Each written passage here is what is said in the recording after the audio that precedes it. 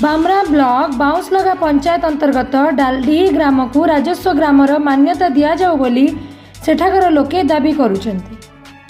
गला 2022 रु सेमाने डालडीही ग्राम को राजस्व ग्राम भावे मान्यता दि जाऊ बोली दाबी करि आसुछंती, किंतु आज को 3 वर्ष हो गलानी सेमानक दाबी पूरण हो पारुना।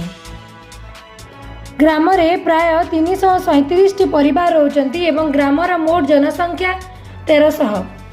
ग्रामटी एक राजस्व ग्राम होई नथिबारु सेठाकर लोके बहु असुविधार सम्मुखीन हेउछंती। ग्राम रे छोट बड़ 8टी पड़ा रहितबा बेले ग्राम एक राजस्व ग्राम नथिबारु अंचलवासी समस्त सरकारी योजना और अन्यान्य सुविधारु वंचित रहउछंती।